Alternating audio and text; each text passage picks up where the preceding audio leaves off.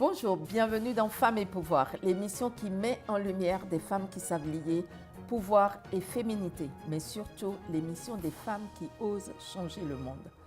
Notre invitée du jour est vraiment la représentation de l'intitulé de Femmes et Pouvoir, parce que c'est une femme qui est une femme d'affaires, qui est visionnaire, qui est philanthrope, mais qui a le sens de l'esthétique, du beau. Donc vraiment, elle s'est liée pouvoir et féminité. Elle s'appelle Vicky Joseph. Vicky Joseph, bonjour. Bonjour Carole, merci de m'avoir invitée à Mais ton c'est un émission. plaisir pour nous. On vous accueille vraiment avec grande joie sur le plateau de Femmes et Pouvoir. Alors, je sais qu'on n'a plus besoin de vous présenter, mais je vais quand même vous présenter parce que vous êtes une grande femme d'affaires au Québec, à Montréal. Vous êtes connue partout à l'international puisque vous êtes cofondatrice et PDG de V Cosmétiques International Beautiful Products. Exactement. Qui est une ligne de cosmétiques, en fait, pour tous les types de peau. Pour tous les types de peau. Puis la raison d'être, c'est parce qu'au départ, quand Varda Etienne, qui est ma partenaire d'affaires, nous a approchés parce qu'elle cherchait des investisseurs, au départ, c'était pour les femmes de couleur seulement. Seulement. Mais nous, en tant qu'investisseurs et des gens d'affaires qui ont déjà créé des compagnies, on s'est dit... C'est bien, on a fait une étude de marché, mais on a réalisé qu'en même temps, d'être trop niche peut réduire tes effectifs au niveau monétaire d'une compagnie. Donc, on s'est dit, on va aller un peu plus large. De toute façon, il y a une problématique dans toutes les cultures. Donc, que ce soit la femme asiatique, que ce soit la femme latine, que ce soit la femme arabe, elles ont tous le même problème. Elles ont tous les problèmes de pigmentation que nous avons aussi, que nous retrouvons aussi dans nos propres communautés noires. Donc, c'est là qu'on a fait le lien. On s'est dit, pourquoi pas? Pourquoi pas aller beaucoup plus large, puis on peut atteindre beaucoup plus le monde en entier. Très bien. En même temps, vous êtes rédactrice en chef de Bish Mag. Biz Magazine. Biz Mag, pardon. Qui s'appelle Black is Beautiful. Oh, good. Donc, qui a été créé en décembre 2016. Vous avez aussi créé le groupe 3737, qui est un incubateur, en fait, pour aider les entrepreneurs de la diversité. Exactement. Et vraiment qui est aussi un lieu, comme un incubateur. C'est vraiment un incubateur technologique. C'est ça. Donc, c'est un endroit où est-ce que les entrepreneurs peuvent se retrouver. Il n'y en a pas un autre pareil à Montréal. Il y a beaucoup d'initiatives pour aider les entrepreneurs, mais pas un incubateur qui a été créé par nous et fait pour nous, mais tout en étant inclusif. C'est vraiment pour toucher toutes les communautés diverses du Québec. Donc ça, c'est important qu'on le dise. Et puis, ça permet de pouvoir participer à des programmes pour propulser leurs entreprises. Et donc, dans l'innovation aussi, parce qu'ils ont un espace où ils peuvent laisser libre cours à leur... Et la richesse et les talents des entrepreneurs qu'on rencontre, c'est incroyable. Et c'est pour ça qu'on veut créer des modèles de réussite à travers et surtout dans des quartiers défavorisés comme Saint-Michel où est-ce qu'on s'est installé. Parce que ça aussi, c'était un choix stratégique. On veut rester dans le quartier où les gens ont le plus de besoins et c'est un quartier qui est pas mal stigmatisé. Absolument. Et vous, vous dites, non, il n'y a pas que les gangs, il n'y a pas que les mauvaises fréquentations, il y a aussi des pépites et il faut aller dénicher ces pépites. Leur donner l'encouragement, leur donner la vision, leur donner le modèle de réussite par l'éducation aussi, pas seulement parce qu'il y en a 1% qui réussit par l'entertainment ou par le sport. C'est pas la réalité. La réalité, c'est de les pousser à continuer d'étudier, d'avoir un diplôme, soit en technologie, soit en sciences, ou soit des domaines connexes pour pouvoir créer la richesse. C'est ça qui est important, c'est de redonner au prochain. Parce que si on reste toujours vertical, on ne va nulle part. Vous avez aussi une entreprise qui s'appelle Rénométrice, qui est une entreprise de décoration intérieure. C'est une entreprise de construction commerciale. D'où moi, je design. Vous apportez le design. Parce que vous avez une formation en art international du design. Exactement. Voilà. Et pour finir, designer, vous avez créé New Eye by Vicky. New Eye by Vicky, voilà. Qui est mon premier bébé. Voilà, c'est ce qui date de 2006, donc oui, énormément. Et en fait, c'est une ligne de vêtements. Oui, pour la femme influente, que j'ai créée en 2009, exactement jusqu'à aujourd'hui. Voilà. Wow. Et vous êtes maman de 3 enfants. Maman de 3 enfants, J'ai un jeune garçon de 13 ans qui est déjà en secondaire 2. J'ai ma fille de 10 ans qui est en 5e année et mon dernier petit garçon de 6 ans. C'est incroyable. Bravo. Oui. Alors, ça bouge. Ça bouge énormément. Donc, pour Vicky Joseph, qu'est-ce que c'est le mot pouvoir? Le mot pouvoir, pour moi, c'est... Tu sais, c'est sûr que tout le monde a la définition du pouvoir, mais pour moi, disons, en tant que femme, c'est d'être capable d'influencer, c'est d'être capable de donner confiance à d'autres gens ou à d'autres femmes, dans mon cas, pour leur permettre de pouvoir se propulser. Donc, le pouvoir, c'est aussi d'être capable de prendre le risque de faire des choses que la plupart des gens ne veulent pas faire. Donc, c'est aussi simple que ça d'être en charge de pouvoir. C'est vraiment de pouvoir l'exercer, de pouvoir passer son message et d'inspirer et de pouvoir influencer d'autres personnes à aller vers le mieux. Très bien. Vous avez dit que votre mari c'était votre meilleur ami, votre confident, votre mentor. Enfin bon, vous formez une bonne équipe. Oui. Est-ce que parce qu'on dit souvent que les femmes qui ont du pouvoir, qu'elles ont dû sacrifier quelque chose, que évidemment on ne peut pas tout avoir, mais vous démontrez complètement le contraire. Vous dites, on peut tout avoir. On peut avoir un super mari qui vous adore, avoir des super enfants, avoir de super boulots, être entrepreneur, être reconnu et avoir la générosité de partager tout ce qu'on a. C'est pas possible. Je vais vous toucher pour voir si vous êtes réel. Effectivement, c'est possible jusqu'à un certain niveau parce que mon mari, effectivement, c'est un être extraordinaire. C'est un homme qui est tellement humble, qui est tellement généreux. Il est tellement visionnaire que cet homme que j'ai choisi ou que Dieu a mis sur mon chemin, que je peux dire aussi, il a vu en moi un potentiel énorme. Puis ça, c'est une des raisons pour laquelle je me bats aujourd'hui énormément pour les femmes. La femme que je suis aujourd'hui n'est pas celle qui était à l'époque. Quand je l'ai rencontré, j'avais zéro confiance en moi.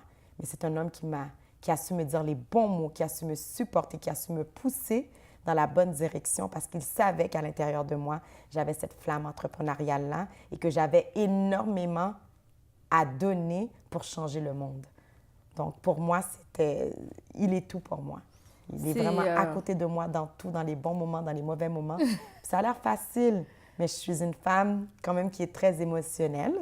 Je suis beaucoup mieux qu'avant, mais je suis quand même une femme. Oui. Donc, pour être avec une femme comme moi, mon mari a dû... C'est quand même quelqu'un de quand même très calme, mais il a dû, par moment, OK, respire par le nez. Tout va bien aller parce que c'est pas facile. Gérer des femmes, gérer des entreprises. Mon mari voyage partout à travers le monde, donc c'est quand même demandant. Les gens pensent que c'est facile, mais ça demande énormément de sacrifices. Puis s'il y a si je peux répondre à cette question-là, est-ce que j'ai dû sacrifier? Oui, à un certain niveau. Donc, j'ai dû sacrifier mes amis, j'ai dû sacrifier ma famille par moment, donc, ou j'ai dû sacrifier mes activités sociales. Je ne peux pas aller dans tous les événements, je ne peux pas voir tout le monde, je ne peux pas faire des appels régulièrement comme certaines personnes le font.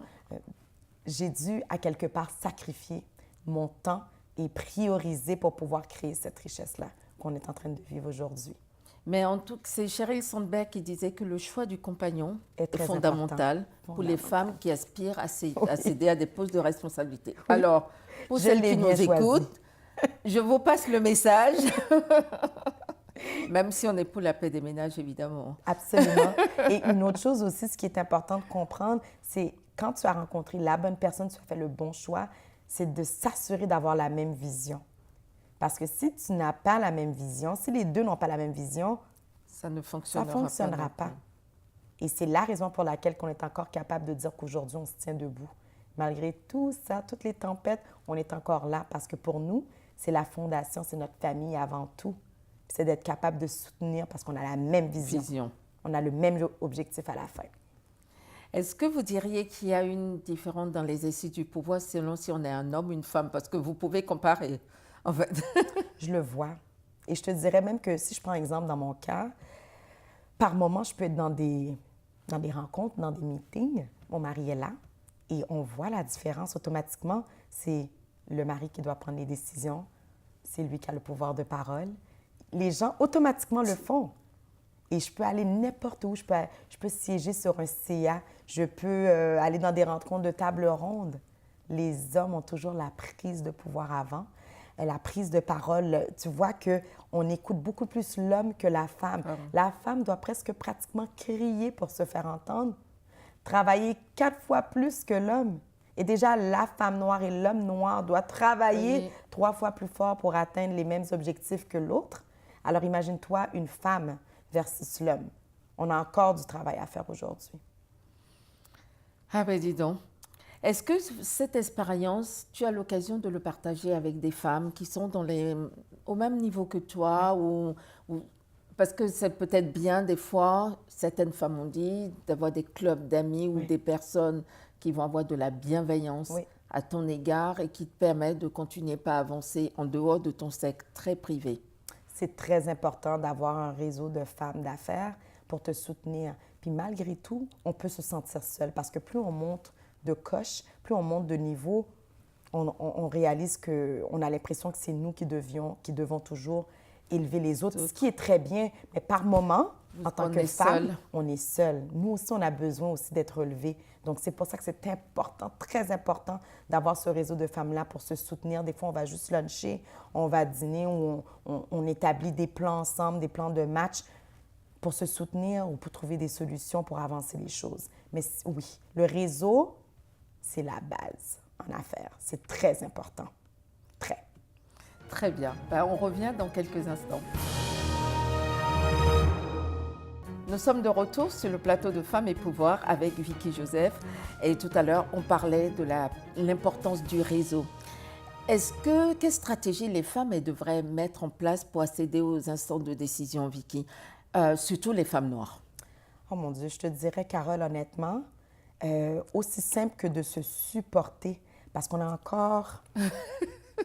On a encore un énorme problème à pouvoir se supporter et à pouvoir élever les autres. C'est d'aider le prochain, que ce soit pour mentorer, que ce soit pour prendre sa place au sein d'une entreprise. Donc, c'est d'aller voir directement, si on prend des femmes professionnelles, ce serait simplement d'aller voir le boss et de lui prouver qu'on est capable de faire le prochain projet ou de prendre la prochaine position.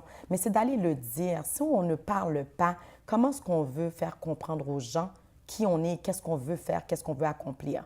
Donc, des fois, c'est de peut-être partir des initiatives soi-même pour démontrer aux gens que, oui, je peux partir une autre initiative de femme, mais je veux aider l'autre. C'est vraiment d'avoir une confiance en soi et de le verbaliser. Moi, je dirais, ça commence aussi simple que ça, de ne pas mettre trop de stratégies en place, mais c'est vraiment de se mettre de l'avant, de mettre des modèles de réussite de l'avant, d'en parler, de prendre place, quand tu travailles, je le dis toujours, fais-le impeccablement.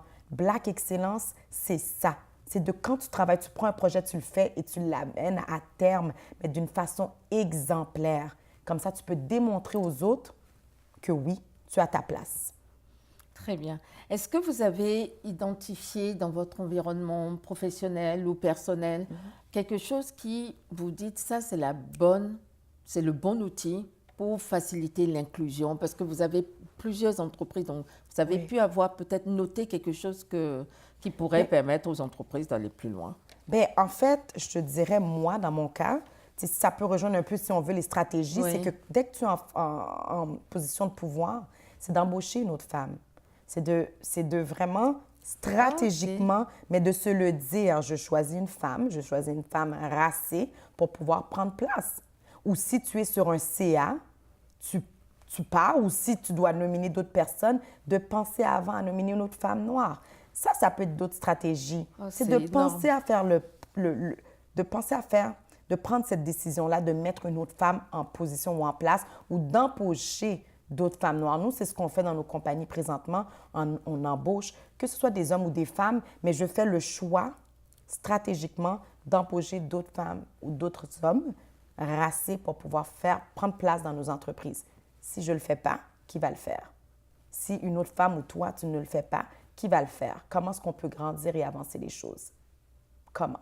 C'est la seule façon. Et je te dirais aussi... mon mot. Et je te dirais aussi, j'ai lancé une nouvelle initiative. Ça, c'était une vision que j'avais quand on a créé le groupe 3737. Je savais qu'on avait... Femmes entrepreneurs.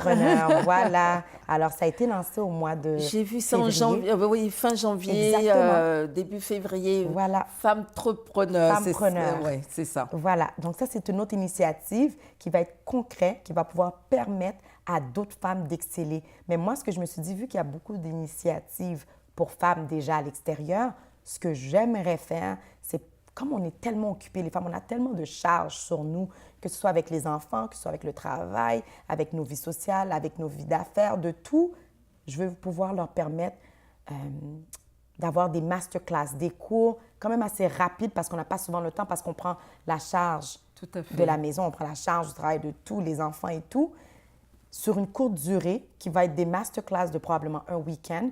On peut amener les enfants, puis ça va être spécialisé, mais vraiment des classes par des experts, que ce soit en actuariat, en finance, en comptabilité, tout qui va pouvoir nous aider en tant que femmes à être opérationnel à être vraiment opérationnel, opérationnel, puis aller beaucoup plus vite et beaucoup plus loin dans nos entreprises. Ce qu'on n'a pas présentement, parce que ce qu'on fait, on fait du surface. Puis on n'a pas les atouts, on n'a pas toutes les compétences.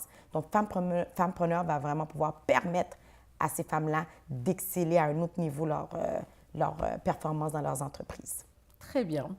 Est-ce que vous avez une phrase, un proverbe qui illustre vos engagements?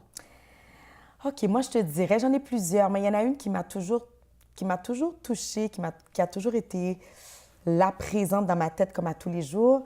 Sous toute femme forte et influente, il y a une petite fille brisée qui a dû se battre pour se relever, prendre sa place et devenir indépendante. J'adhère. C'est vrai. Et on ne le dit pas assez souvent. On ne le dit pas assez souvent. On a un grave manque de confiance. C'est tellement confiance. important Oui. de le rappeler. Oui. Tellement important, et je vous remercie de Oui. le faire ici sur le plateau de Femmes et Pouvoir. Si vous étiez un homme ou une femme d'État, lequel ou laquelle seriez-vous et pourquoi? Oh, ça, c'est tellement facile. Je suis en admiration avec Michelle Obama. Écoute ses convictions, sa vision, oh my God, sa façon de voir les choses, sa façon de gérer, elle est extraordinaire. Ouais. Puis elle a la même vision de vouloir aider les petites filles avant tout, parce qu'on a un problème à la base, comme je dis tout le temps, c'est la confiance.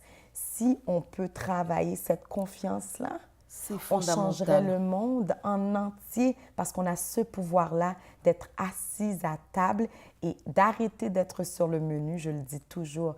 Donc, Michelle Obama est cette femme-là.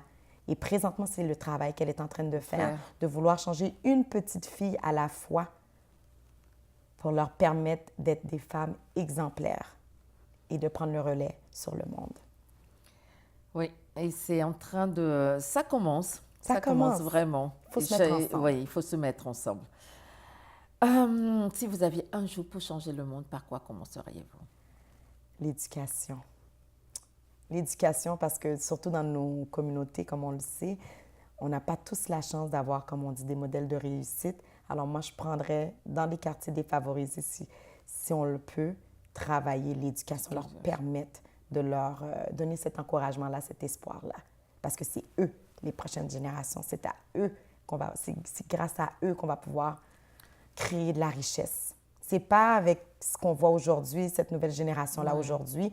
Oui, on peut faire un certain travail, mais si j'avais une chose à changer, c'est vraiment de retourner si on veut, vraiment les quartiers défavorisés et leur donner le plus d'éducation, à l'éducation. À l'éducation. Si vous aviez, je suis tellement en accord avec vous que je suis perturbée. Mais je dirais, est-ce que si vous aviez... Non, ce n'est pas ce que je veux dire du tout. En préparant cette rencontre, on vous a demandé d'apporter une photo. Non, c'est pas non plus. Il faut me récupérer. Je suis perdue dans mes trucs. Mais bon, on va remonter ça après de toutes les manières.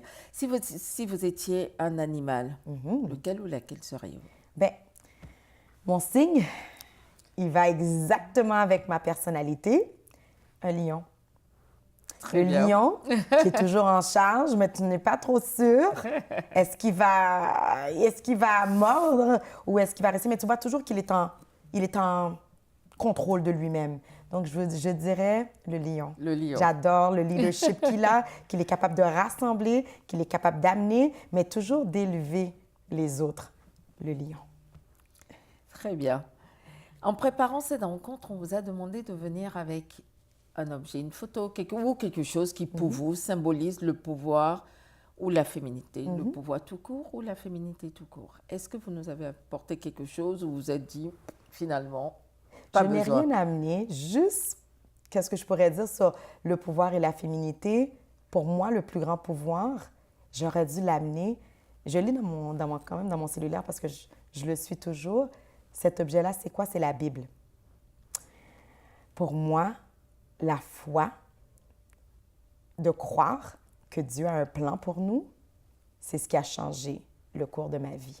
Parce que je pense que quand vous avez ça et que vous mettez la foi ensemble, Vraiment? vous déculpez vos forces. Est-ce que vous pouvez m'aider à le traduire encore plus en mots? Parce que j'aimerais vraiment que les gens le retiennent parce que je trouve ça fondamental.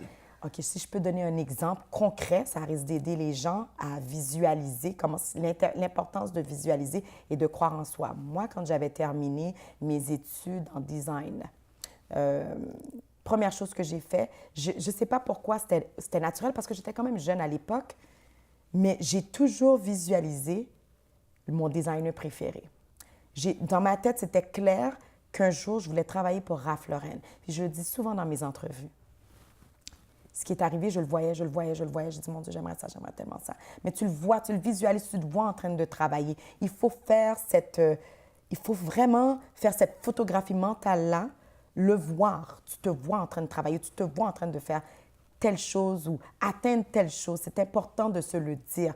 Je le fais encore jusqu'à aujourd'hui. Si je veux un contrat, je le vois, je le visualise. J'ai un plan, j'ai une vision, tu le vois, tu le visualises. Alors, c'est ce que j'ai fait à l'époque. Je le voyais, je le visualisais. Bien, crois-moi, mon professeur qui croyait en moi, justement, mon professeur d'achat, il m'est arrivé à un moment donné, c'était la fin du programme, sur quand même 200 étudiants à la fin de la cohorte, il m'a dit, « Vicky, j'ai une proposition pour toi.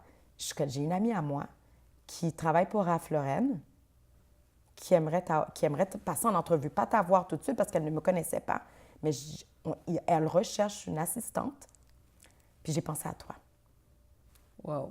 Puis tu vois, ça, pour moi, c'est ce qui a été le déclic pour le reste de mon parcours. Je l'ai toujours utilisé, je me suis toujours dit la visualisation, puis ça m'a donné la confiance que j'avais besoin. Et there you go, j'ai passé l'entrevue, j'avais confiance en moi, je le savais que j'allais l'avoir, parce que c'était un signe pour moi. C'était exactement très clair. Plus ce que vous vouliez. Voilà. Très bien. Bon, ben ça, c'est du concret. En tout cas, Vicky, ça a été un grand plaisir de vous avoir. Beaucoup. Merci beaucoup d'être venue partager avec nous votre expérience, votre vision, votre altruisme et votre générosité. Je vous souhaite encore plus de réussite dans tout ce que vous allez faire. Merci beaucoup, Carole. Merci de m'avoir invitée. C'était Femmes et Pouvoir, l'émission des femmes qui osent changer le monde. On était avec Vicky Joseph, la femme d'affaires, entrepreneur, et je vous invite, si cette émission vous a plu, n'hésitez pas à aller nous soutenir en allant visiter notre chaîne femmesetpouvoir.org, mais aussi en allant sur tous nos réseaux sociaux, que ce soit sur YouTube, Instagram, Facebook, Twitter, en likant, en nous apportant votre soutien. Je vous dis à très bientôt. Merci.